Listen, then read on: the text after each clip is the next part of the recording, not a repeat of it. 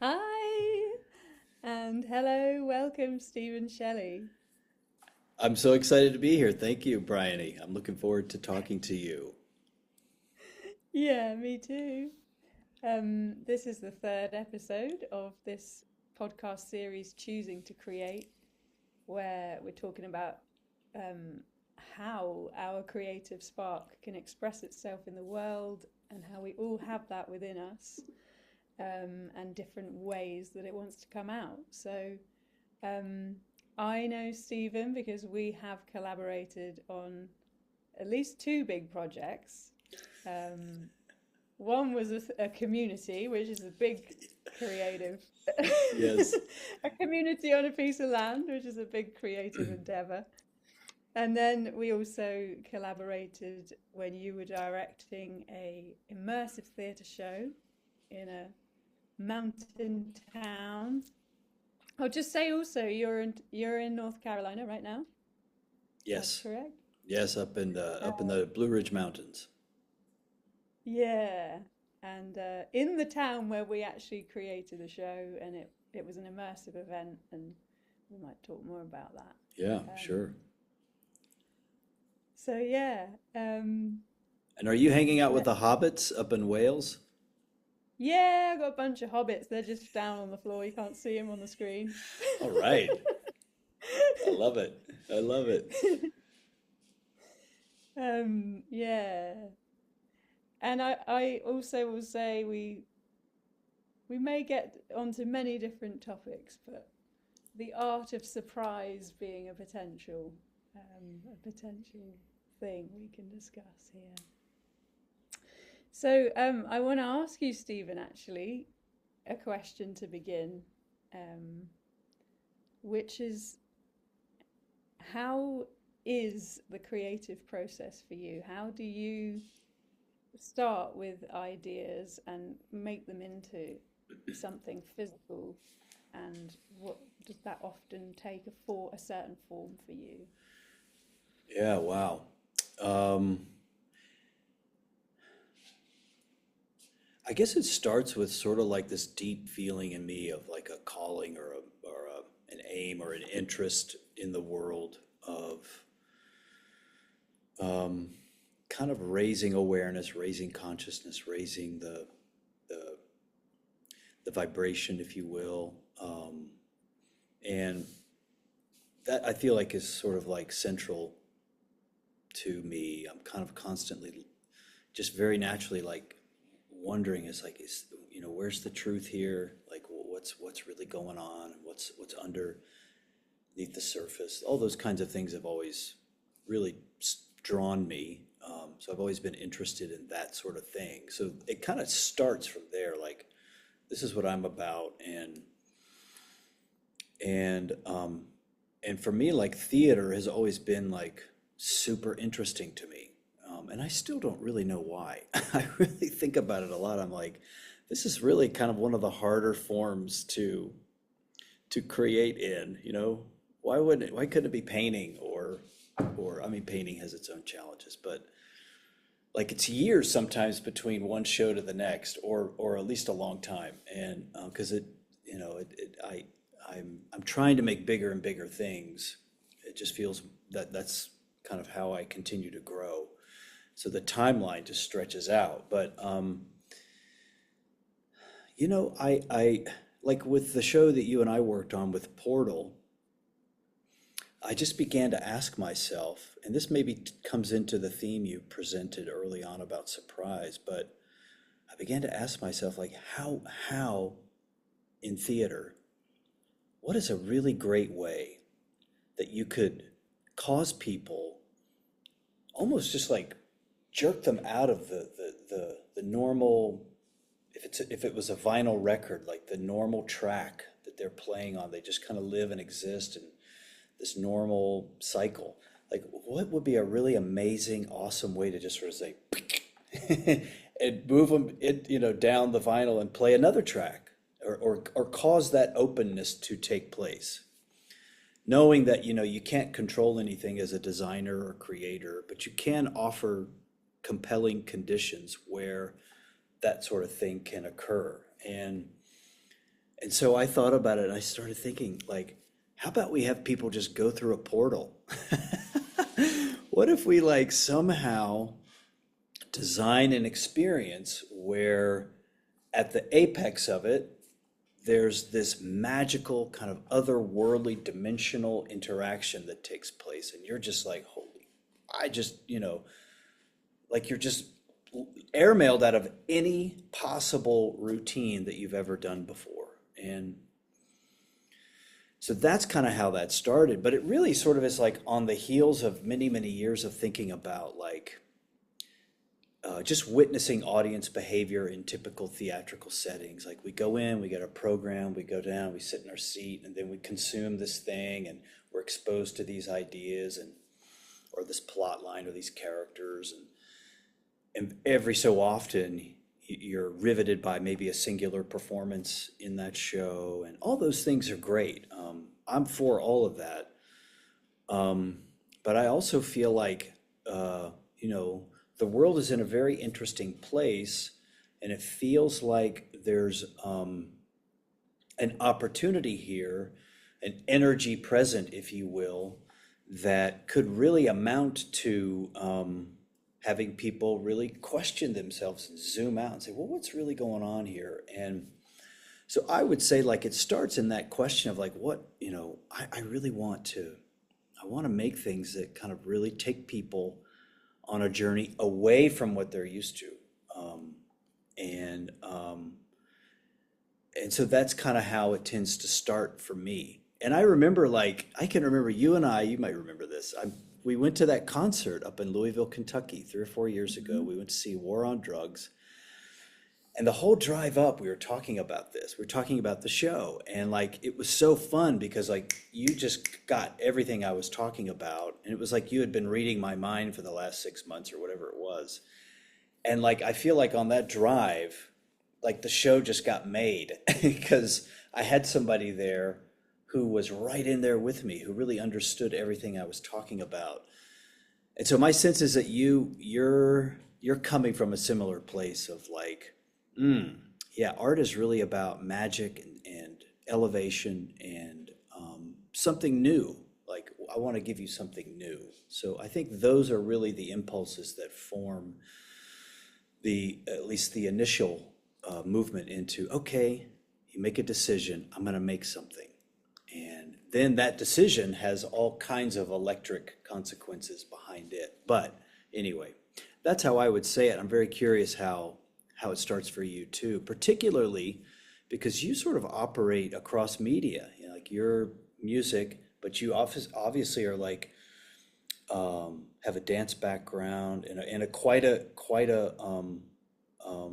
prestigious one, and a theater background. So like you have these 2 doors. I only walk through one door. Like you have multiple doors, and that's like, yeah, I'm curious, like what moves you through one versus another? Yeah, I love that question. Um,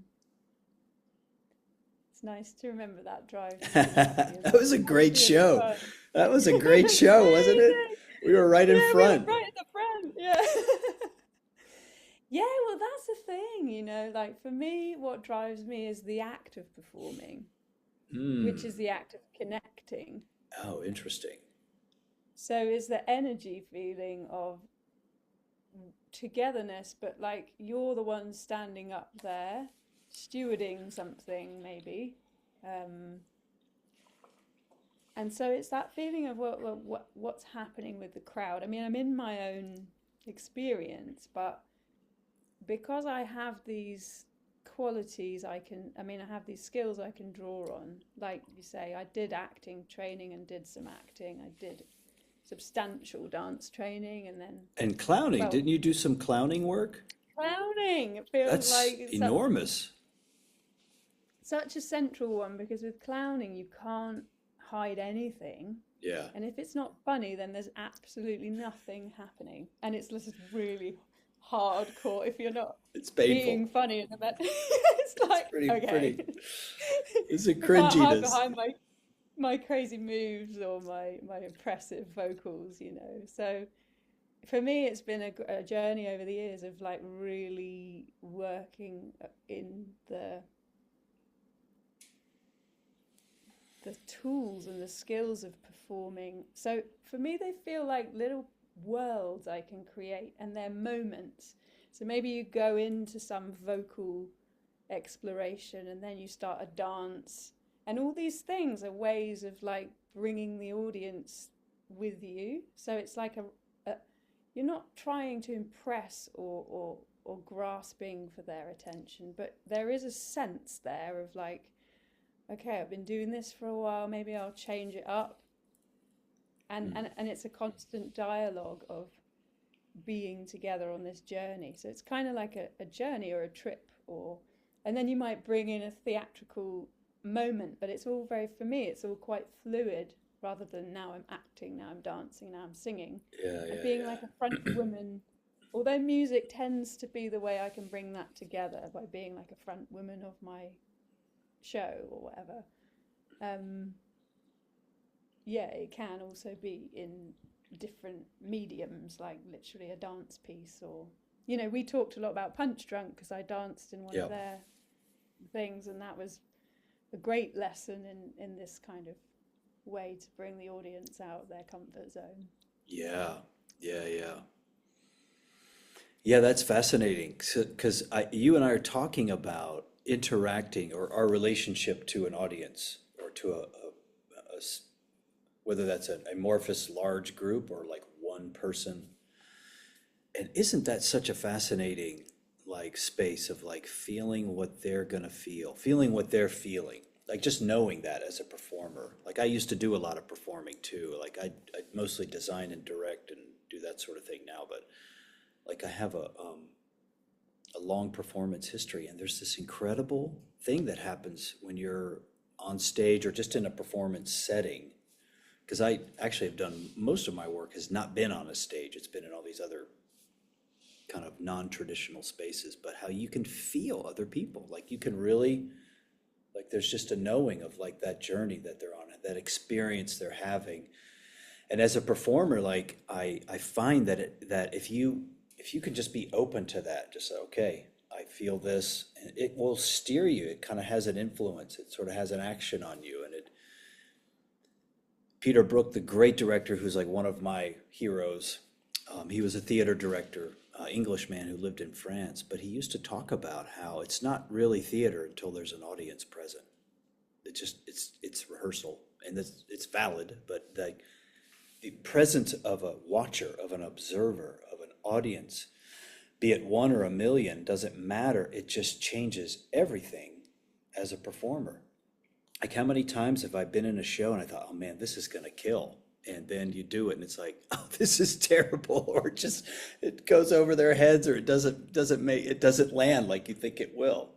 It's a this amazing place of studying sensitivity, like empathy,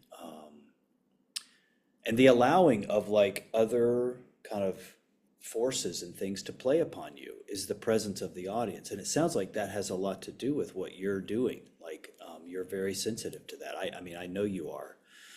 And that's like so important as an artist on the stage, is to really like completely allow them into you. And, in classical theater training, there is this school of thought, which is like you put up a fourth wall and you just pretend like they're not even there. This was up until like the 50s and 60s. And then a number of groundbreaking people came along, Peter Brook one and various others, who said, no, no, no, that's completely upside down. You have to let them all the way in. Like really, they suddenly are like their forces and their sense of things. There's the sensibility or the sensation or vibration that arises in the theater space, whatever that is. That's all that's happening. That's the only thing occurring here. It has nothing now to do with what we thought it was going to be. You have to throw that all away. And that's terrifying. But it's also like, wow, the razor's edge of life is really meant to be lived right there in that space. Yeah, that is the fear part, because before you go on, you're like, wow, it's like I'm gonna go on stage naked. Everyone's gonna see, Yes. I'm just gonna be completely open and vulnerable and to the core. And I've found over the years, I've been able to share more and more depth, like in a Mm. way that feels good. And that's, you can't force, but to be able to do that thing, that's where it actually starts. Because if you're willing to open up, I remember in martial arts training, I used to do this Ah. Russian martial art for a while called Sistema, and they would say like, if you're if someone's coming, if this is self-defense or something, you might try to keep them at bay. But if they really come, you've got to get intimate with it. And Mm. that's kind of how it feels with the audience, is that you have to let them in, or that's the ideal, because then that's where the magic is. Because then you will have this transmutation, or this, like you say, uplifting experience together, where you're just this kind of, you've made your channel available for that job of letting the energy flow. And then it actually turns into this big connection. That's what I find. Yeah. Yeah. And I like to play myself between, actually play with the fourth wall sometimes, or, like, okay, I'm going to go into my world and let that be observed. And then suddenly you might make eye contact with one person. That's a Uh-huh. clown thing, actually, very like Oh, direct yeah. eye contact. And then they're like, wow, she can see me. I can see you. Yeah, we're all just here in a room. Let's just remember, we're all just here in a room breathing and making noises, and there's Whatever, nothing, yeah. yeah. And then, playing between, and then suddenly you're in a theatrical zone, and there is a fourth wall, but you're not closed. So I find that very, very juicy Yeah. territory, because that's where, for me, surprise can happen when you're sort of shape shifting between these performance. What would you call it? Performance. Kind of Event. relationships, or yeah. How do you kind of play with those different conventions? Yeah. Yeah, Yeah, and I very wanted cool. to tell you about this one show I did that came while you were speaking, where I just had a short 10-minute role in an opera, and it was very long, and it was a bit of a dull opera, and my role was like a sort of like a clown ballet dancer who wasn't very good. The character wasn't very good, and the whole choreography was quite original. It just surprised the audience so much, and they'd been sat there for hours, and they were a bit dozy. They'd all just like wake up. You're their hero. Oh, thank God, And here it's comes Bryony. but it's such a great feeling, right? And I imagine Yeah. for you, I'm curious, as a director, like, how do you observe your shows, for example? Do you watch the audience experiencing it, and then when you see them light up and come into that zone of, like you said, with the record Yeah. image, like, Yeah. how's that? Yeah, I think that's a fascinating question because the first show I ever directed was in college, and it was a show called The Normal Heart, written by a guy who's not a playwright. He was an activist. It's all about the AIDS crisis in New York in the 80s.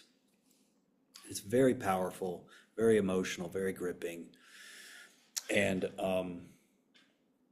so I was fired up about this play. I had this cast. We were all fired up about it, and it was great. I mean, it was a really, really great experience. But because it was my first time directing, I had this. I remember sitting down in the theater, and I was so excited to see the show with however many people were there. And as soon as the show started, I felt like you described, like I was on stage now, completely naked, walking around, and I felt so just completely exposed, and I was like, "Oh my God!" I just wanted to sink into my chair. But once I kind of let go of that, I realized, like, oh my goodness, like I can feel, I really understand as a director how these people are receiving this show. All these assumptions I made about this, and this, whatever they were, kind of got reorganized in that moment. Like I thought this was going to feel this way, and it felt this way, and this, and this, and this, and it just sort of like, it just moves through you. And so I can feel what they're feeling as a director. Like I feel like you kind of know what they're feeling. And other directors have talked about this. It's like this wild thing where you just like as soon as the show starts, I just know, oh, like suddenly like this veil is lifted because the audience is there, and you can sense them now in the field, in the space, and it's just like this new impression arises. And so I think there's something to like continuing to make things. It's so important. Because every phase on the journey of creation is valid. The first, the last, and everything in between. But if there's anything that kind of is like a marker, it's that I have a better feel for the audience because I've just done this now a number of times. The challenge with immersive theater, though, is it's a little different because let's just use Sleep No More as a great example, because you and I both know that Punch Drunk world. For anybody watching or listening to this, Punch Drunk is an immersive experience creation company, basically. They're based out of England, and they're like kind of the gold standard. They're excellent at it. Bryony was in a show of theirs, and I went to see one of I think their biggest show to date was called Sleep No More, which is based on Macbeth, and it's happening in this huge warehouse in the west side of Manhattan in New York. And so as an audience member, there's like hundreds of us in there, and we're all wearing these cool masks, and we're just running around, and you can't see the whole show. It's all happening at the same time in different places, and that's a given. You're not going to see the whole show. And but in that case, like as a creative, like if you're the designer of that show, you're now digesting an experience of like all these vast different impressions occurring at the same time.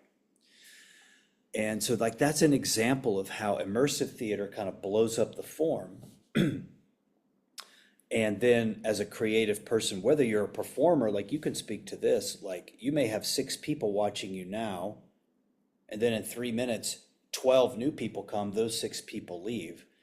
And then every minute or so there's coming and going, and it's just like this, it's very different. And so when we were doing Portal here in Boone a few years ago, that's an experience which moves. So you have groups of people that kind of go through a path with not too much variation. And so again, there's like, you're not in the room with all of the audience in one moment. And so it's like this new antenna just kind of grows of sensitivity of like, what's working? Where do I need to add a little cinnamon to the recipe? Where do I need to take out some salt? Where is all of this? My intention for designing this is this, and is it really landing in that way? Or are there other impressions arising that I might want to address, et cetera? It's like this fascinating journey of taking in an audience. And because I think as a theater maker, I want to make things for myself that I really would love to see and that I'm drawn to make, and that really fill me with joy and excitement and expansion. But there's also like, just behind that is like, and it really needs to be for others too. It really is for others too. So having an eye on that to me is important. There's a whole school of art, by the way. It's just like, fuck them, I'm just going to do my thing, you know. I'm just going to do what I want to do. I think, I don't remember, I'm trying to think now, it may come to me, but like various artists have talked about that. But that's not kind of how I'm doing things. I really factor that audience component in, and kind of how is this working? Are they receiving the gift I packaged up and put a bow on and said to audience from Stephen? Well, are they getting the present or not? It's kind of ultimately super important to me. So yeah, it's a sensitivity that kind of just occurs to you. And the first time I directed that show in college, I was like, oh my God, this is not at all what I expected. But it's been so unbelievably rich as well, if not confronting and challenging at times. Hmm. Yeah, I've got so many different threads of like what I would love to ask you about because I do want to maybe start like go- your past. You've had like an interesting number of experiences and you work with Merce Cunningham, right? Which for those who don't know is a very quite a big deal contemporary dance choreographer. Used to dance with Martha Graham and then she was breaking convention from ballet big time, and then he wanted to break convention from her, so it was this line of people that were like, let's change it up a bit. Yeah. And now maybe now you'd see Merce Cunningham and you might think, oh, that's not as experimental, but it, whatever, it's the attitude. So it all keeps going, doesn't it, as time goes. But you were with him like his right hand man. Did you just really observe what he was doing, and how he was making theatre? Oh yeah, completely. I mean, um, I can remember when you asked that question, I can remember me and a few of the dancers were we were on a train in France. We used to go on these long tours in the fall of every year. So like Novembers of every year, we would always be just going from town to town in France very often. And so this was one of those fall tours. We're on a train somewhere in the central, I think we're maybe leaving Lyon, going somewhere. And so we're sitting in a booth on one side of the train, and on the other side of the train was Merce and our agent, our European agent, this spectacular lady named Benedict Pell, who was just, they should make a movie about her. She's so important in theater history, in my opinion. But so there was Merce, and they're talking, and all of us are sort of like trying to hear what they're talking about. But eventually, Merce brings out his little pad of paper, and he had this little bag of dice, like 12-headed dice, like D&D, Dungeons and Dragons type dice. I can't tell you how many times I would be trolling through the streets of some town or city looking for some gaming shop where I could find those little dice for him. And so that, and looking for couscous restaurants because he was macrobiotic. But anyway, like, so he starts breaking out the dice and starts tossing them. And we're like, oh my God, he's doing it right now. We're watching him make a dance right now. Because what Merce did, and you're right that like there was a progression of moving away from very classical kind of music, story, dance, tight alignment on stage. And so a great example of that might be Swan Lake or the Nutcracker. It's Christmas time now, so that's very popular, where you have dancing, story, character, music, and they're all kind of the same thing, telling one story. And that's beautiful. I mean, the art, the artistic expression in those is wonderful. Merce was just interested in something else. And so Martha Graham came to Seattle in the, like, God, 1930 something or other. And she looked at Merce and she said, he really stood out. He was a great dancer. And she looked at him and said, hey, listen, if you ever come to New York, come to my studio. And so, that was it for him. He's like, all right, let's go. So shortly thereafter, he packed his bags and told his parents, I'm moving to New York. I'm gonna dance. And they were like, are you crazy? He said, yeah, probably. And so he went, and within a few weeks, I think he was dancing with the Martha Graham Dance Company. So he was a bit of a prodigy on the dance side of things, like movement. Like, he was a spectacular dancer. But his great contribution to the art world was choreography, because he sort of followed Martha Graham and made the final leap, if you will. And he said, the dance has nothing to do with the music or the decor, even the costumes. I mean, there's certain kind of like physical things that need to happen with costumes, but otherwise it's not like we're dressing as, Drosselmeyer, if you will, in the Nutcracker. So we're just dancing. And so once he did that, suddenly anything is possible. Any move, anything can happen. There's nothing binding it at any point. And so what he had to do was devise some way to craft a dance. Because there was no sort of story that he was matching, or the music or melody or whatever that might dictate a certain type or flavor of movement.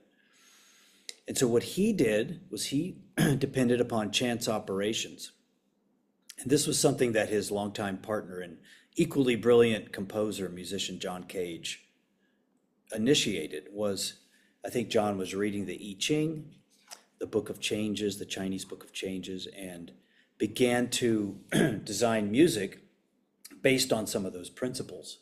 And so Merce took that on. And so what Merce would do was he would ask the oracle, basically, and he would say, okay, does the dancer do this, or this next? And he would toss the dice and say, okay, I guess it's this. And then that would become the dance. And he would do this over and over and over again. Now, his genius was, it's not that simple. His genius was in asking the oracle, what are these six things are we going to do next? But also he could combine and move and create shapes in between those dance moves that would work. He would also kind of lay out the stage and kind of design it, look at it in terms of different quadrants and say, does this trio happen here, here, here, here, here, here? And he'd throw the dice. Okay, then they have to move here next. And so there was his guiding, shaping principle in making dances was chance operations. So every dance was completely different and new and fresh. And in fact, just to highlight how devoted they were to that, they would not allow for the music to even be heard until usually dress rehearsal. And they wouldn't even see the setting on the stage until dress rehearsal. Like John was over here, Merce was over here, the designers were over here. They had nothing to do with each other. They would just create whatever they wanted to create. And then on the opening day, dress rehearsal, and then that opening night, we'd bring it all together and see what we had. And, for a while there, I thought, man, this is crazy. This is so chaotic. Why wouldn't you at least have some connection? And mind you, if Merce, he would be commissioned at times to do an hour-long dance or a 90-minute dance. And so, of course, that would go to the composer and say, listen, we need music that'll work for an hour or 90 minutes. But usually it was just wide open. And eventually I realized, he's modeling a way of life that's actually quite enlightened. You do your thing, I'll do my thing. Let's coexist and be joyful and happy and at peace with all of that, and just let it happen. And not define it, or not decide that, this is wrong, or this is not how we should do things. No, it's all good. You do your thing, I'm doing mine. We're here together. Isn't that wonderful? And that was sort of it. And it was spectacular. You talk about surprise, you had no idea. They didn't even know what was going to happen until the day of the show. So he created a way where surprise and magic and the unknown was a constant. And in order to deal with that, he gave himself a really structured means of making something, which was chance operation, his little dice, and his pads of paper, these rhodia pads, which, again, I would have to go out and find those things. They were only available in France, so we'd go to France, I'd get 10 of them. But then he would scribble little shapes, he'd have a leg up here, or he'd have an arm up over here, and he would just sort of ask the oracle, well, which one are we doing next? And that's how it would happen. So it was very inspiring because he brought in this balance of the known, his structure, and the unknown, which was what might happen here. So anyway. I remember doing Cunningham technique in dance school. And I had a great, great teacher. I think Jeannie Steele. Oh, yeah, of course. In that company. She's from here. She's from here in Boone. Yeah, I don't know if you knew that. Before. Yeah. I've got a forwarder that's taught Jeannie. But what my memory of doing that, when she was the real deal in terms of teaching Big time. Cunningham Oh yeah, big technique, time. and you could never get kind of complacent as a dancer because it would change, or you've got to go beyond. And so you, I think, well, when you're talking about it all, and this brings me to the thread of what I see you doing too, and I feel I'm doing, is like we want to break, we don't want to get in that comfort. Oh yeah, as a dancer, I just do this, like, and then I do that, and that's what we always do. So when you're doing the technique itself, you always felt like, oh, what? Because you change direction and you've got your leg there and your arm Yeah. over there. So it was like he was trying to create a discomfort that would make you be creative and find something deeper, and you'd Mm. have to work it in your body. And you might make a mistake, which would be very great Mm-hmm. because then you're in that vulnerability by default. Whereas that closed, I know what I'm doing, and the audience is like, because if you think about immersive theatre, that's taking it another step where it's like, okay, now let's let the audience feel like they don't know what's happening. Not in a way that they don't feel safe, but that we're thrown out of, oh yeah, we do this and then we do that, and I brush my teeth and then I put my shoes on, and the whole matrix thing. So I see, like, in contemporary performance now, we have so many threads of different things weaving together. And even then, you take like mainstream pop, you've got pop music, you've got like Beyonce ripping off illegally, I will say, and Therese de Keersmacher, who's a really great Belgian contemporary Yes. dance choreographer, for Yes. her music video. You've got Tom York, Radiohead, he's like doing all this kind of movement with a contemporary dance choreographer. We've got all these forms of theatre, installation. So there is this sort of like, let's break out more and more, and it's really prevalent even in the mainstream now. Um, but the way that we can come out of the known, whether it's as audience or as the people doing it. Yeah.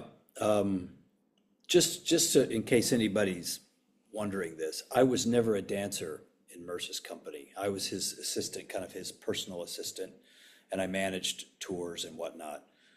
I was not a dancer, so hearing you describe that is unknown to me as a physical experience. I would watch dancers often just sort of rack their brains or what the hell's going on here, but I was more admin support, and then became kind of Merce's right hand person in terms of supporting him, and through that we became kind of like, he became a mentor of mine as a director and a theater maker, which was like one of the great pleasures of my life was being with him, and we would just talk constantly about these kinds of things, and I can't tell you how much I learned, but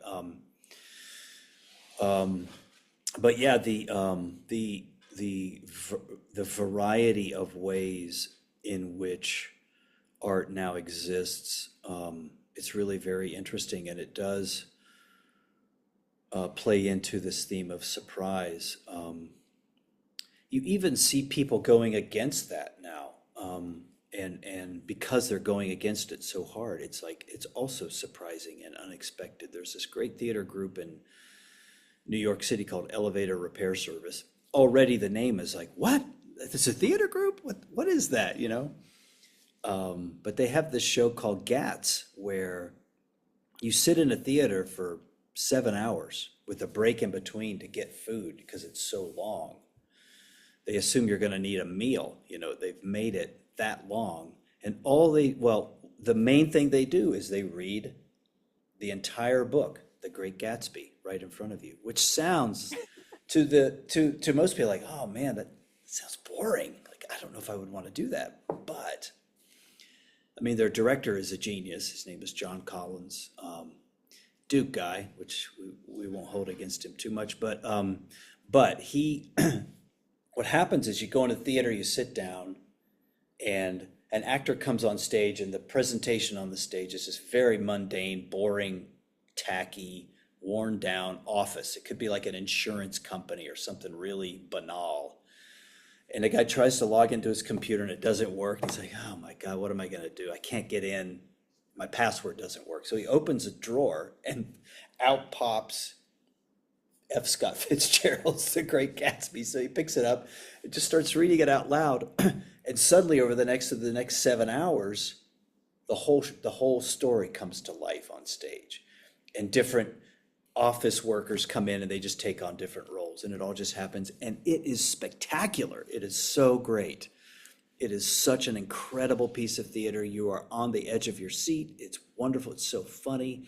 The creativity is just exploding through such a simple concept. So I think, yes, we do live in an era where I sort of feel like in dance, by the way, like Merce just sort of blew every door off. There's just nowhere else to go in terms of like breaking from the rigid old structures. Like he just said, to hell with all of them. I guess the one way he kept it was like his technique was still rather classical. You could still obviously see a classic technique in his dancers, which were, I mean, they were just extraordinary. But I think like, for me, like as I'm designing a show, and along that road, you're sort of playing with two forces at the same time. There needs to be a form, so we all know where we're going. So the stage manager knows when to cue this actor to enter, or we need the lines to more or less be intact, so that the next person knows what to say, and so that the playwright's vision can come forward.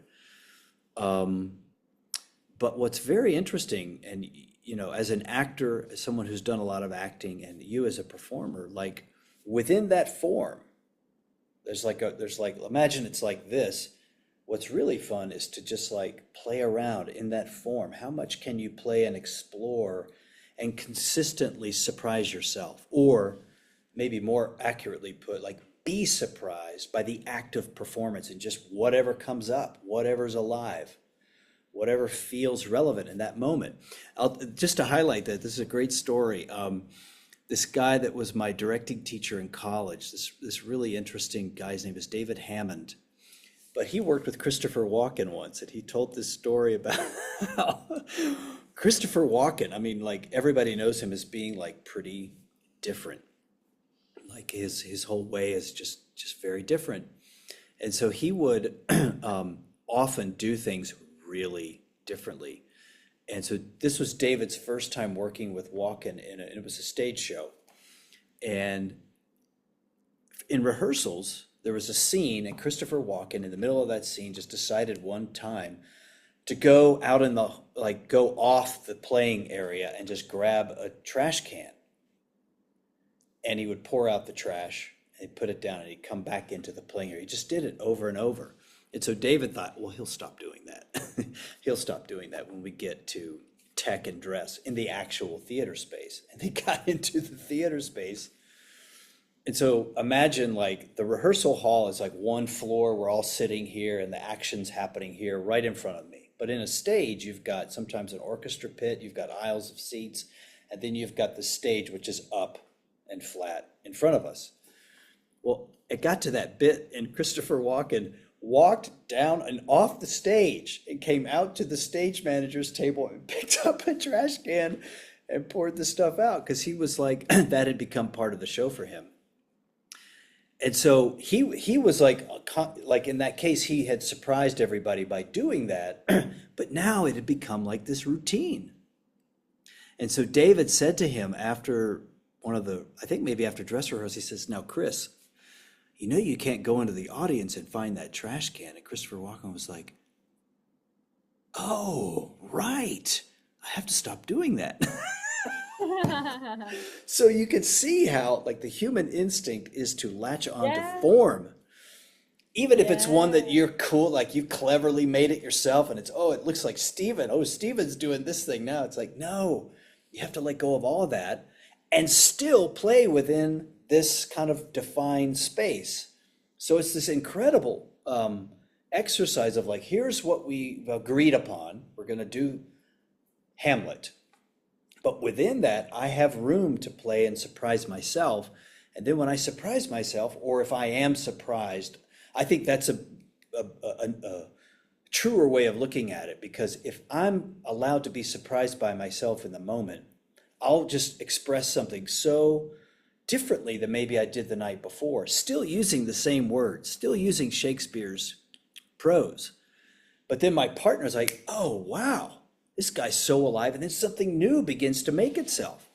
And that's the balance in theater. You're like playing in this known space. Okay, we're agreeing upon this, but within that form, I can now be free and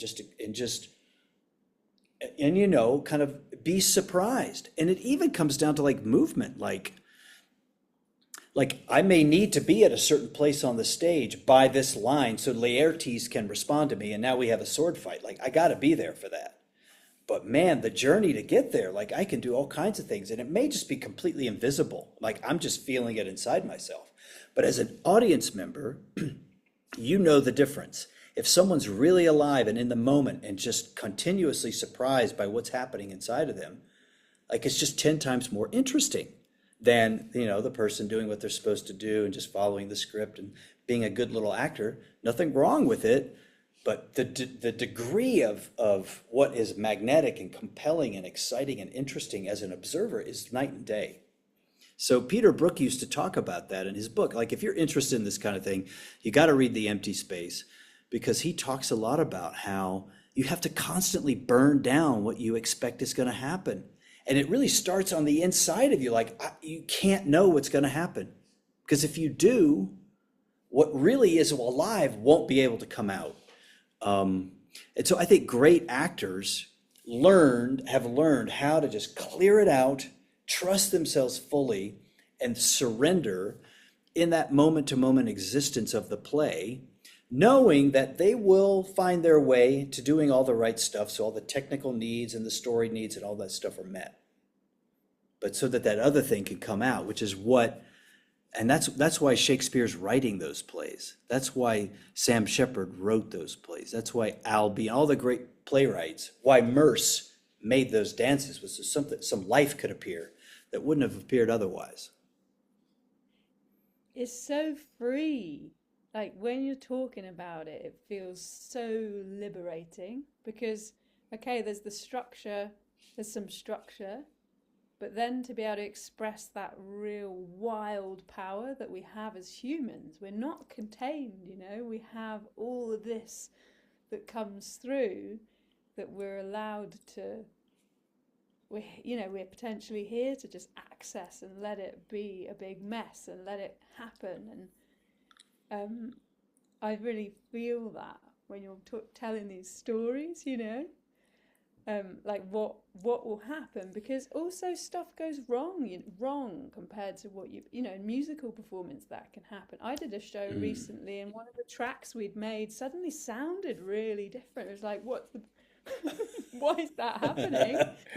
But we just went with it, and the audience feel, oh right, you're really present. You're here. We're actually here. We're actually having an experience right now. And it's beautiful, like that feeling of the freedom of it, just the pure freedom. I remember in clown school, in acting school, when we were really focused on everyone was like, right, I'm going to be a good clown, studious. People would, at some point in the process, I had this teacher called Philippe Goulier, who's a notorious. He sounds like a teacher, like a French, strict, stern clowning teacher. That's the casting right there, right out of it. That's great. Basically, people would get to a point where they would get so they would surrender. Basically, they would be trying to do this and it wasn't working, and it's a very subtle thing to be in that space. So once they would surrender and go, oh, whatever, and anything would start happening, they would start to become hilarious, and they were almost like, wow, what am I doing? I don't even know what's happening, but it's great. And it would be like a penny drops, and then it all just started happening when they would let go, when we would let go. Oh, wow, that Because is up to that point, fabulous. like you say, you're trying to follow the steps. Okay, I do this, I look here, I do my action, I look at the audience. There's all that technique. But actually, no one in the audience, I mean, we like to feel a performer's confident maybe, when they've got their technique, but we don't really care about the technique. And so many art forms become about how good my technique is, but no one is, I don't think people are really looking for that. I think that becomes boring if there isn't the Yeah. raw, wild human quality, you Yeah, know? totally, totally. Um, and I was talking actually in the last episode, I was telling Jonathan, I've started doing freestyle rapping on stage. You know, it's just that thing about I'm Wow. diving in, I'm going to like try and make this whole thing rhyme, and whatever it is that brings the audience with you in that journey, in that moment of like unknown and known, you know, Mm. we're all kind of here together. So I'm curious as well about I know you've got like a show you're building and that you're taking to LA. The Signal, is that like this is coming linked to the previous show that I was involved in, you know, Portal. Do you want to tell us a bit about that and what you're Yes. formulating? But before I do though, I'm curious. I'd love for you to talk more about the decision to do freestyle rap because that and stand-up comedy to me are like this is like it's just it's so immediate. Like with stand-up, it's like, is this audience with me? Are they laughing? Do they get it? Are these jokes or these stories landing? It's like there's no time delay, it's right now, is it working or not? Same with that. Like when I used to run I founded and created and ran a festival in New York, an art performing arts festival. And Yeah. one night we presented this group, it was called Freestyle Mondays. And it was this kind of these different people who would gather up at a bar in Brooklyn in Williamsburg every Monday night, and they would freestyle rap on stage. Anybody could come up and do it, and it was like immediate, like this person's good or this person's not so good, um, and so anyway, it became like this whole thing, and then the bar closed down or kicked them out or something. I don't know what happened, but they needed a place, and so we had them featured them on the two Monday nights during the Beat Festival. It was called the Beat Festival, this event I used to run. And so we went to that show. It was one of the best shows I've ever seen. I was like, oh my God, I can't believe these people are making this up right now. There was a guy who was like the best. He won that night. So there is a winner. They're competing. They go head to head. And the audience decides who wins. All right, who wins? And like you can just tell right away, like, is it this guy or is it this guy? And the people go nuts or they don't. And then this guy's won. But the guy who won was a guy named Rabbi Darkside. And he was amazing. He was amazing. So this is like goes back to what we were talking about before. Like you have this form, which is rhyming and telling a story, having it make sense. But then there's this flow underneath that's happening moment to moment to moment to moment to moment. What is that like? That is like, are you just like completely surrendered and it's just kind of coming through? Or is there just sort of like this balance of like two levels simultaneously existing of like, okay, I know this is the form. I got to rhyme with the word Stephen. So what is that? And then it just comes out. Like that is maybe even more so than stand-up comedy, because with stand-up, you're like, at least you can prepare your set and you can practice it at home. And so you're ready to go. One thing leads to this, this, and this, but freestyle rap, that is like, that's the cliff right there. Like you're in the Ah, middle it's of so the like air. but the audience love that. They go, They "Oh do. Oh my, yeah. Oh my God. I gotta wish. jump Oh yeah, totally. Like you can off." feel it in your body when somebody starts. And the confidence thing, like when Rabbi Darkside would take the mic, you're like, man, I'm relaxed. I can't wait for this. But other guys would get up here like, oh, I don't know. This is going to be uncomfortable. Yeah, that's it. Well, so talk about art of surprise. You're surprised as the performer, so then that's double surprise. I mean, you might be surprised in any moment you create a surprise for the audience, but sometimes you're not. You know what you're going to do. So I think what's really cool for me about freestyling, so there is things you can practice. You can practice your rhyming, and as over the years, as I've been writing lyrics, writing poetry, you get, you get quite good at rhyming. If you're writing songs all the time, you start to know what are the cliche rhymes. There's a whole technical thing about it.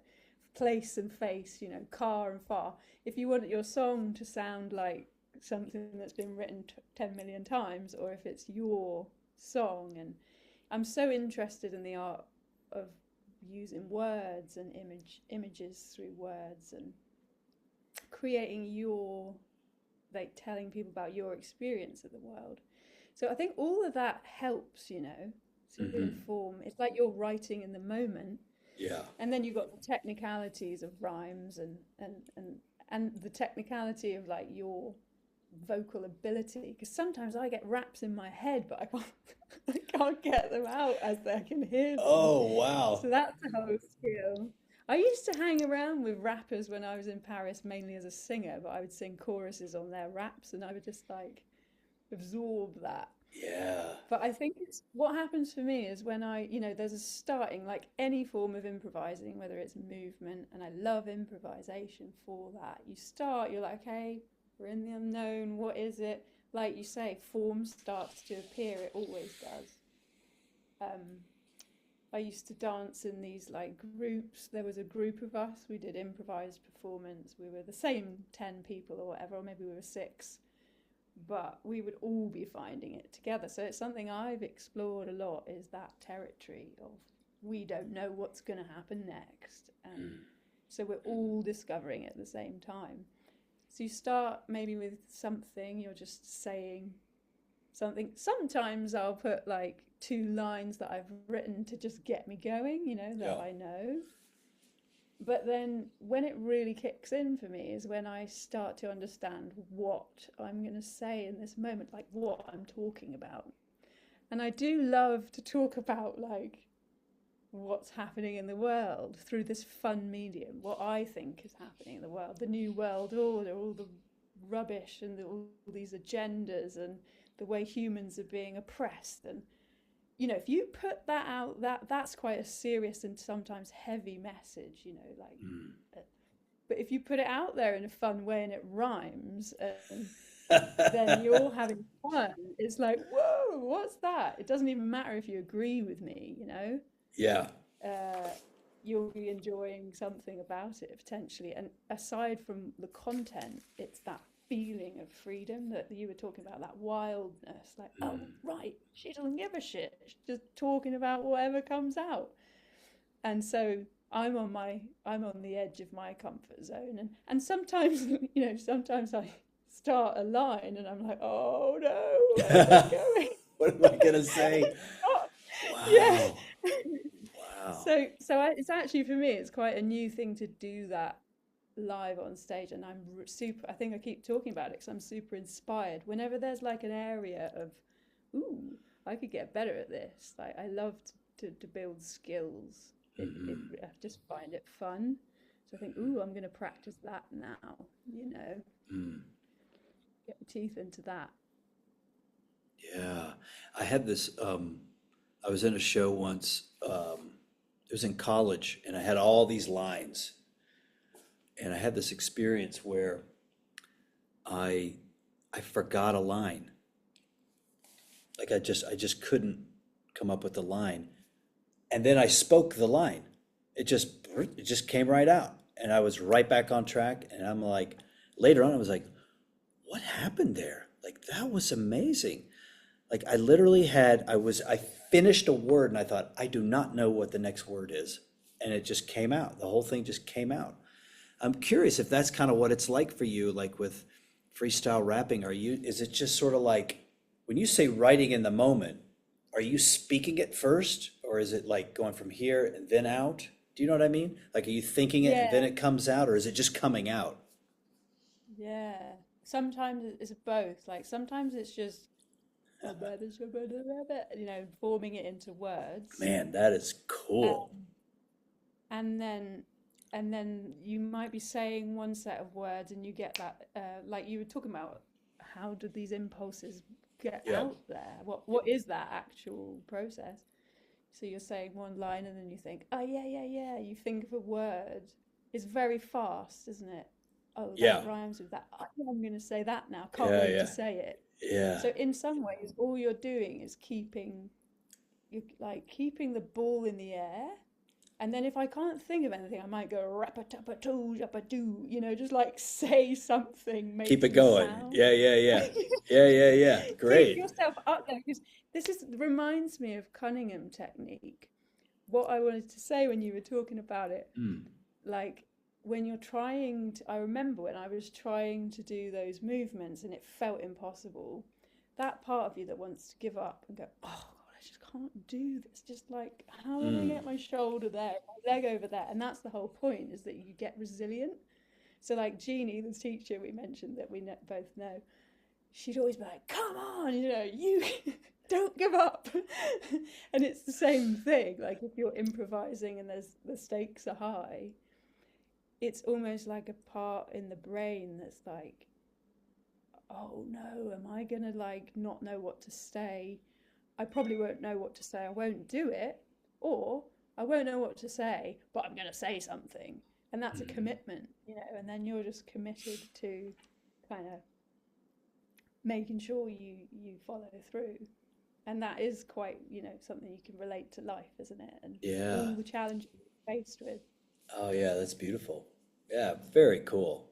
That's, to me, that is like the tip of the spear of like creativity, is just in the moment in front of others making something like, and having it need to kind of more or less correspond with whatever the music is, and like some sort of rhyming meter. Like that's, I had a friend who was a writer. He lives in LA, and he went through this phase a long time ago where he just challenged himself. He really just wanted to break out of the mold, and so he did stand up. Yeah. He just went out and he started doing stand up. He started writing jokes and doing open mic stand up. And it was the hardest thing he's ever done. And he said, "You should do that, Stephen." And I said, "I'm going to stick with improv." I was doing a lot of improv at the time, theater improv, which was hard. That's challenging enough. But I really, really respect that capacity, or the interest in developing that capacity for creativity, because it exists. I mean, you see it, and it's extraordinary. Like you feel like in the moment, like, okay, we are not just people with minds we're expected to make sense out of our brains. Life is not just calculated and planned for and prepared and logistics, and I know everything that's going to happen in advance. Like that's like so many people's lives are lived that way. Like I know it's going to happen at 10 o'clock, 11 o'clock, 12 o'clock, 12:30, 12:45, 1, But like watching you do that, or watching Rabbi Darkside, shout out to Sam, that's his real name, do their thing. It's like you're reminded, like, oh no, there's more. There's more. Life is about, there is another possibility. He's proving it right now. He's proving it. Like it's literally happening in front of me. Some other thing is here now, and it's not the it's not the usual way in which most of us live. And I think that is so interesting, to be reminded that, oh, right. It's more than just what's here. There's this whole other field of opportunity, of possibility, that I can be in relationship with and live accordance with, that would be so much more alive, so much more in the moment, so much more surprising and magical. And that's the kind of art that really speaks to me.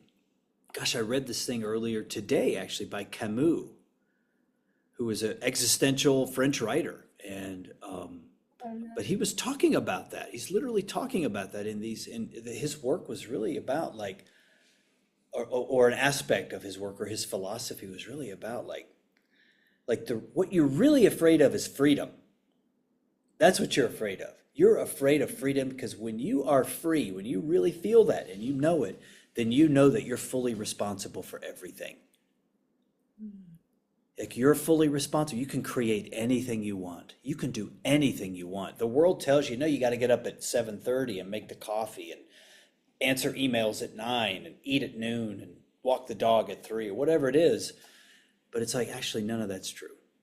And so when you're on stage in the moment making something, like it reminds us all of that. It reminds us of like, oh, wow, yeah, this whole thing that I've just adopted it's kind of bullshit. There's another thing that if I access it, boom, just everything just becomes so alive. And I think that's what great art does. It just reminds me that like there's another possibility here.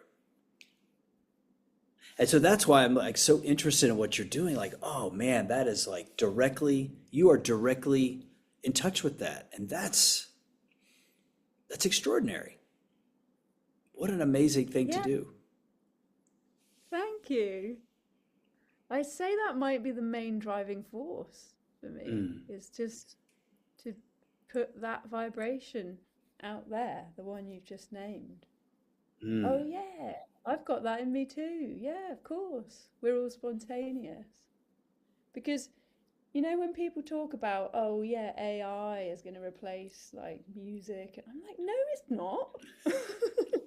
Not real music. You yeah, can't. It can't. And we are, obviously, there's lots of issues of copyright and all the chaos, but like, yeah, you can replicate chord progressions with certain patterns or sure. whatever, but you can't replicate that. No robotic thing can replicate that act of creation. You Hmm. cannot. There's no danger of that. Don't worry about it. I mean, yeah, maybe about other aspects. I'm not going to go off on that tangent, but that's our humanness. That's our Yeah. that we're creative. Um, we can't take that away, and we can choose to live in it more or less. And I do remember when we were in our community experience, doing this on a piece of land together with 7 people making decisions, trying to figure out how to do everything. I loved that you'd often bring this like, well, let's just hang on, we're getting a little bit formulaic. Whoa.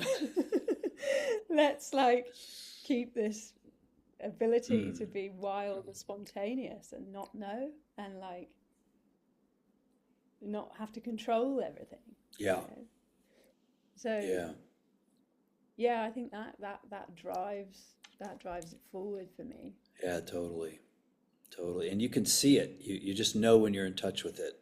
If you go look at a great painting or you read an extraordinary poem or see a performance in a show or a great theater group or whatever it is.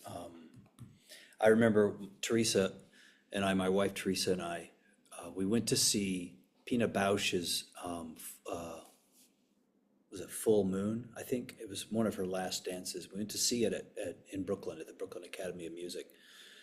And I've never been so moved, I've never been so moved. It was so beautiful. It was just extraordinary. And the love and passion on the stage, all of those company members in her dance company, in my recollection, were just so in that space. And here I am, 15, whatever it was, years later, I can still feel it in my body, that sense of watching and being in that shared experience with those dancers. I often felt that watching Merce's work, which was very stylistically different than Pina Bausch's, like couldn't have been more different in terms of presentation. But those dancers are still playing in that razor's edge of like really accessing what's real and alive right now. Great actors do that, and those are experiences that we remember because deep inside of us, we know that's who we are. We're not the planned, coordinated, plotted out, all that stuff. We are this other thing. And so maybe AI comes in and reminds us to like, oh, consciousness. Yeah, I have access to infinite intelligence. Maybe that bullshit I learned in college, as I sit in a college right near, I better be quiet. Maybe all that bullshit I learned in college is irrelevant and actually doesn't serve me. AI will probably replace all that nonsense. But what I can be when I'm Mm. attached and in relation and open to and an access of infinite intelligence is something, you're absolutely right, that is irreplaceable and unmistakable and always, always so valuable and relevant. So, yeah, boy. Those moments when you're on stage in front of others and you forget, or you're in that place of like, that real creative spark is like absolutely right there. You can feel it, you can taste it. It's on your, like it's in you. Like you never forget those. You never forget those. And if you're witnessing that as an audience member, you see it, and you'd never forget that either. And that's telling. Yeah. And we can kind of, the more we live in that, the more we actually get used to living in that. And Yeah. day to day, like with routine, there's nothing wrong with routine, but like being in that mode. So before we do maybe wrap up our conversation, Sure. I would really love to hear if you want to share just anything about your next production, because I know you've got it all going on. We got it all Um, going on. Yeah. well, Um, I'm talking about that creative. yeah. Um, Well, the aim is to do a big show in LA next year, this time next year, called Portal, which is the show that you and I were talking about earlier. And so, in order to get there, um, for years now, so we did that show 3 years ago, Portal, and a year later, I experimented with kind of a prequel show, a show that would set the stage for this big show.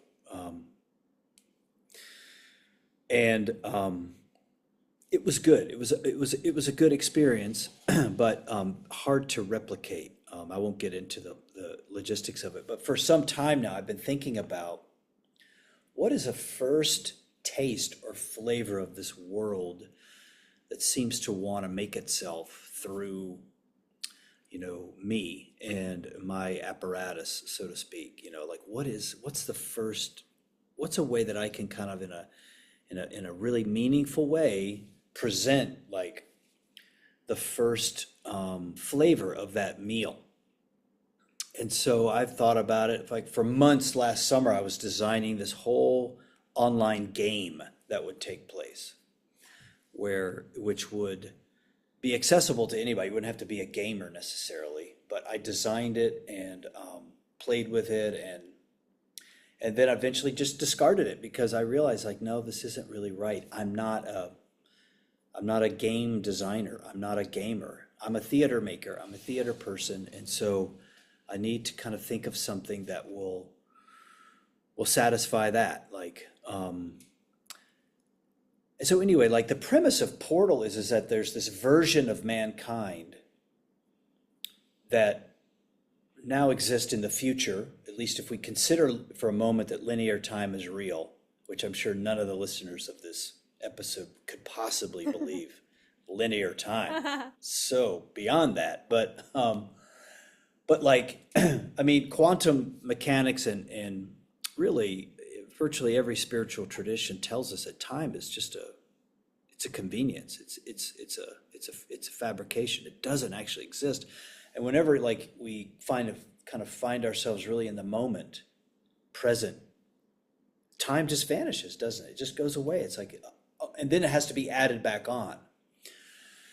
And so in that respect, in the quantum field, let's just call it that, all possibilities exist simultaneously, and there is no time. Whatever seems to happen in 30 years from now will actually just be happening now.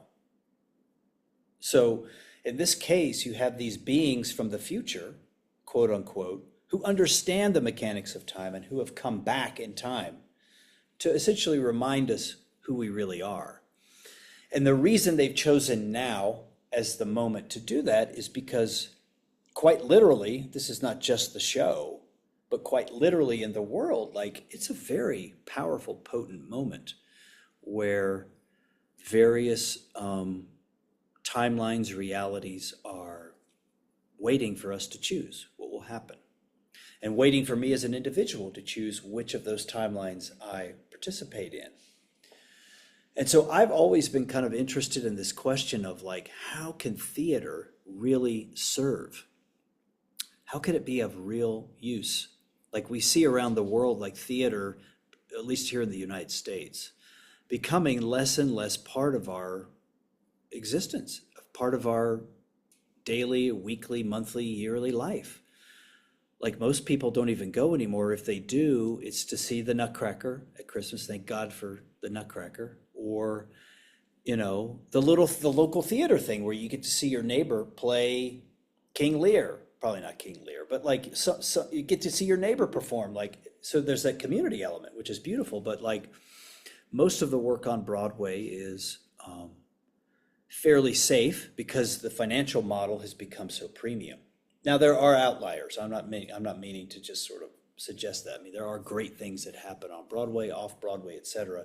But for the most part, you've got people recycling old work, maybe contemporizing it some, and then tourists come and look at it. And there's nothing technically wrong with that, but the relevance of theater has waned as film and television and all these other media have taken off. So that's kind of why I'm very interested in immersive theater, because I think there's a unique possibility there. But I could talk a lot more about that. I'll just put all that aside. But as to say, from my perspective, we're at a very pivotal point in our mankind's history, if you will. You see all sorts of things happening around the world, and all basically meaning to divide us and keep us divided, keep us in camps, keep us separated, to keep kind of leeching power up a ladder that doesn't serve us at all. And so the luminaries, as we call them, Bryony was a luminary,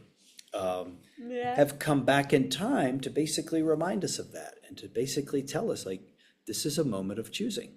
This is a moment where various options are available to you, and we'd like to remind you what it means to choose coherence, harmony, connection, love, empowerment, togetherness, community, all these things, rather than division and all the distortions that appear when we buy into this myth of separation, this illusion of separation, that somehow I'm over here and Bryony's over there, and these guys are down here, and those folks over there, whatever. Like, we need to dissolve that, or at least many of us need to, so that the pyramid collapses. So anyway, the portal sort of is designed to kind of speak to that broader conversation.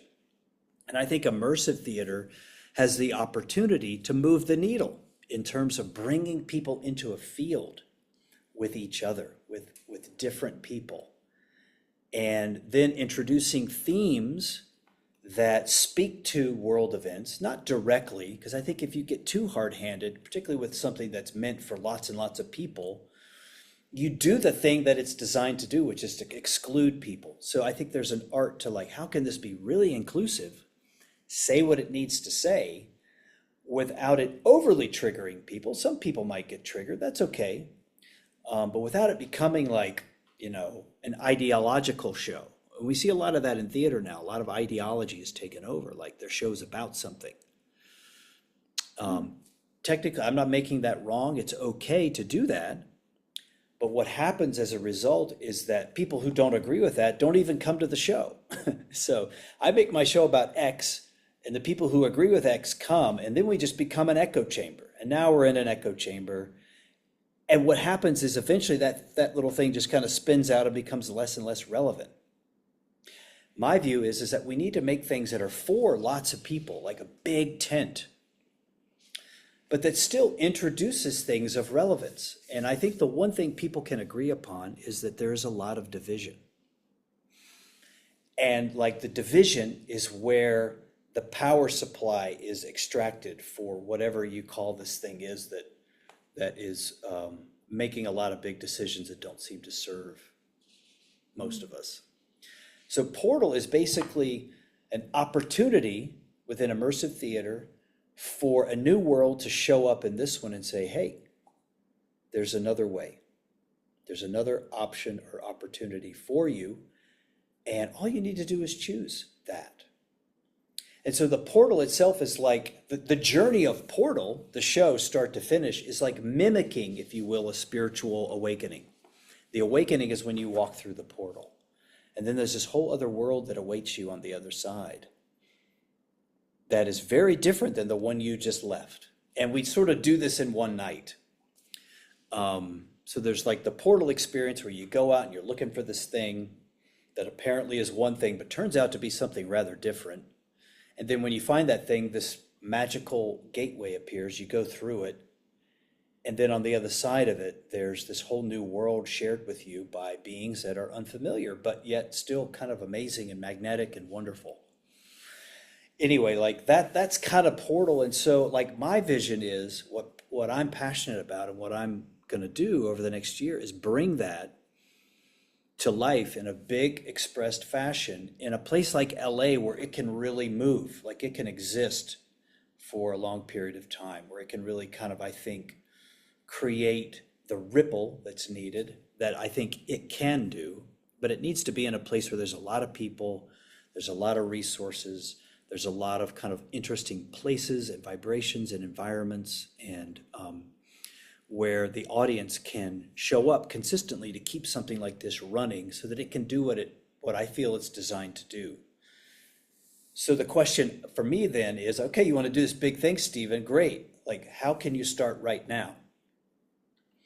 Because, there's a certain, like no one knows me in LA. I've never done anything there. I've done a lot of things in Brooklyn and New York. But I feel like I want to start to kind of till the soil for Portal by bringing in something that is of that world, that is kind of like a first taste, an appetizer, if you will. And that's the signal. And the plan right now is to do that in March. Some of these dates are loose because I need to do some venue scouting and find out when the ideal venue is available. So it'll be sometime in the spring. I'm just sort of saying March, but maybe it's early April, or I don't know. But anyway, like I've written the script, we've got a lot of stuff moving with it. And so the vision is create the signal, it'll kick ass, and then we'll do a Kickstarter to not only generate the resources that can produce Portal in the way that I think it should be produced, but also really get people excited about, oh man, this is great. This is a movement. It's not a show. This is a movement of awakening, of reharmonizing with each other, of inclusivity, of reminding ourselves who we really are and where our power really resides, and that we're all connected, and that there's some mysterious thing involved here. Kind of like the thing that shows up when you put yourself on the razor's edge of like doing freestyle rap. That thing's available to me too. Not just Bryony, who's obviously a badass, but like it's available to me too. And to this guy and to this guy. And suddenly we realize, like, holy shit, we bought into this. But there's this, which is way more interesting and true. So anyway, that's the endeavor right now, is doing this first kind of appetizer show in LA in the spring called The Signal. And yeah, we got a little casting going on now. I've got a technical guy kind of looking at some production elements we want to include in that. I think you may be familiar with those, just to see what's viable and feasible and all that good stuff. So, are you going to have actors on the streets again, like in Portal, where you had actors kind of planted along the journey, or dancers, or? Not, it won't be like that. So this will be a show that takes place within a contained space. So whereas Portal kind of happens in the city, like in LA, imagine like moving people from point to point. That'll actually be really fun. I'm super into that. It'll bring in certain challenges, which are opportunities. But Portal is like you start here and then you go all the way over here, like you travel 10 miles or 5 miles. You get in a car at one point. You get in a car at one point, my favorite scene. So that whole thing happens. You trust this person? But no, the signal takes place within it still moves, but within a more confined location. So imagine like a college where scene 1 is in a lecture hall, scene 2 takes place in like a classroom, and scene 3 takes place outside. That sort of movement one, two, three. There are three environments, but within very close proximity to one another. And I would consider all three of those within the same venue, so to speak. So it does move, but it's not to the extent that Portal does. Yeah, and you're still, you're still in that thing with the audience. When you're in the audience, by the end of it, you're like, am I in the audience or am I just That's part of right. this? Because now I'm sort of in the show. Exactly. Yeah. Yeah, exactly. Though, no, I love what you said earlier, which is really important in immersive theater, I think, is like you never want people to feel uncomfortable. Like immersive Yeah. theater might prompt people to think like, oh my God, are they going to pull me up on stage? Like I've seen shows like that before. It's like, oh, that's horrible. Like no one wants to go on stage. No, within this, you have full sovereignty and authorship over your participation in the experience, and no one becomes like integral to the show or the storyline at all. You're all still kind of passive in terms of like receiving an experience, but you are in the field of energy that is that experience. So you're a part of it, but you're not like suddenly asked to do things you may not want to do. That's not. I think most really good immersive performance has kind of moved past that. But I've seen shows like that which are just like, no, we don't want to do that. And it's nice the way in Portal we had an invitation where you start off and you are, oh, where am I? And I am an audience member. And then as the evening progresses, you go, oh, okay, I get this thing. And then by the finale, which is a separate kind of after party event, the audience is getting their costumes on and they're the ones dressing up and Yeah. just spontaneously like, oh. And then the performers are just dancing with the audience. And so, whereas in some immersive theatre, like it remains very separate. For example, the audience have a half mask, and so you can tell they're the audience and the actors don't, and it never merges. Whereas in this, it sort of became more like, oh yeah, the boundary blurred by the end. Yes, yes, totally by design and Portal, by the end of it, you as an audience member feel like I'm one of them. I'm part of this thing now. This I'm is not, really a show. It is and it isn't. yes, the finale really isn't a show. It's more just like a party that we're going to make together. But we're going Yeah. to co-create this thing. But yeah, so that's sort of part of the spiritual journey, isn't it? I start out, I'm alone, or maybe I'm with a small group of people and we're doing our thing. And by the end of it, like that drop of water is now merged into the ocean, and here we all are, and there's like 500 of us in this space, and we're all together, and there's this harmony, and there's this beauty to that that is really meant to like remind me, like, wait a second, this is what life is. It's not this other thing. Or it doesn't have to be that. It's okay for it to be that, but it doesn't have to be. I could choose something else.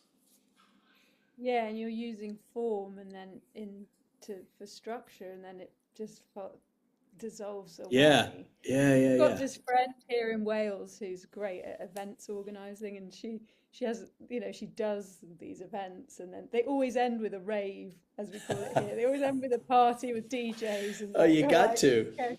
Oh, that's great. That's great.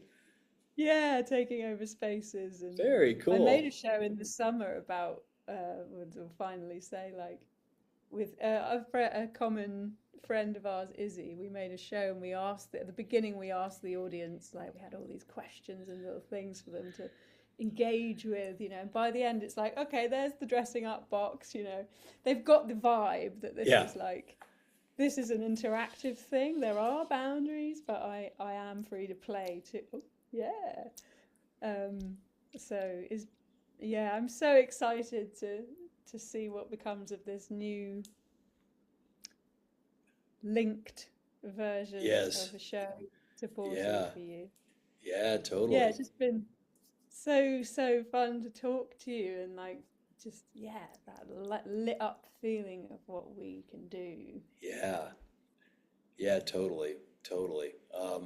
Yeah, I was telling you this, I don't know, whenever we spoke last, maybe a month ago, like I if there's anything maybe I could cultivate for myself is like more conversations like this with people like you who really are on the same page, like making things, because like I feel so energized by this conversation. I feel so like charged, and I feel less alone. Like I'm not. I think artists sometimes we get sort of siloed in our own little world, what we're making, and there's a place for that, for sure. But like having this balanced with conversations like this gives me like this totally different feeling about the world I live in. Like there are people who really I jive with and can be connected with, and we can support this kind of creative energy that's it's not me necessarily, it's kind of showing up in me and you and various other people, and we're all kind of responding to it and letting it have its way more and more and more, hopefully. But like this thing you're doing, this podcast is like so enriching in that regard, because we need people creating, making things, really trying to kind of like bring their heart out and share and be visible and be, it's a healing force without a doubt. And it's so needed. And so what you're doing with this podcast series, it's super fun for me, but also like really, really kind of an important flavor that needs to be part of like the space. Like most of the famous podcasts right now are all about politics and strife and talking about issues. And there's obviously that's important. I'm not diminishing that. But if you ask me point blank, what's more important? Talking about politics or talking about creativity, it's like actually not even, they're not even in the same, field. Creativity is obviously, that's where we're going. Okay, yeah, let's talk about politics. Let's understand this is this and this is that. Okay, fine. At a certain point, just like, hell with all that. God, who cares? It just doesn't matter. I get it. Okay, the whole thing is dysfunctional and totally fucked. All right, to hell with it. Let's go do something really meaningful and important. Like, so what you're doing with this podcast is like super, like, we need that. Like, this is really important. And not, for me, it's been really fun. I hope people get something out of it. But your commitment to doing something like this is like, wow, that's way more important than these political, yammerheads going on and on. Like, who cares? Like, aren't we tired of that enough? Let's go draw something, go paint something, go write something, go stand up in front of other people, make an ass of yourself, whatever. Like, that is so much more vital, vibrant, and crucial than understanding what the hell happened on the floor of the Senate today. Like, oh my God, who gives a shit about that?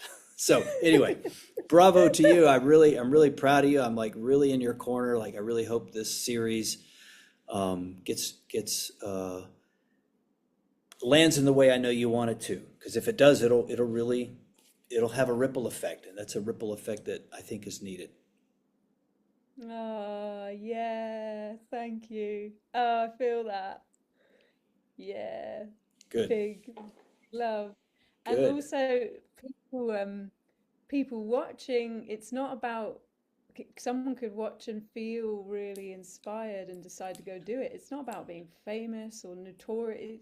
It's not about having XYZ. It's just Yeah. I've got Yeah. that part. I'm going to do my thing. That's Yeah. it. That's simple. Yeah. So, Absolutely. Absolutely. There was a guy, you probably know him. His name is Young Pueblo. Young Pueblo. I think he was just an Instagram guy with a little following and just started writing his own poems and just doing it over and over and over and over. And that became a thing. And it wasn't like he started out, I don't believe, with that goal in mind. It wasn't like he wanted to become published and now millions of followers or whatever. He just sort of did it. Like once you start to do it, actually you realize it's not yours. It's not about you ever.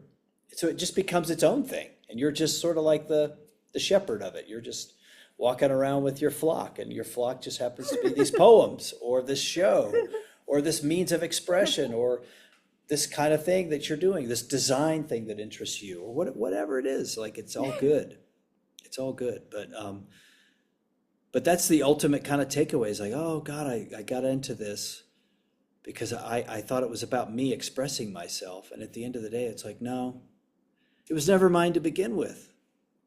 And that's ultimately like, that's the healing journey for, I think, the creative person is like, you go deep into yourself to realize like, oh, there's nothing here. It's all bullshit. So I've just let out whatever wants to show up and just let it rip because there's really no reason to hold back. As Camus said, who I never thought I would be quoting ever, but like that kind of freedom's available. But we just have to choose it. So choose it, you know. That's a great note to end on. Yeah.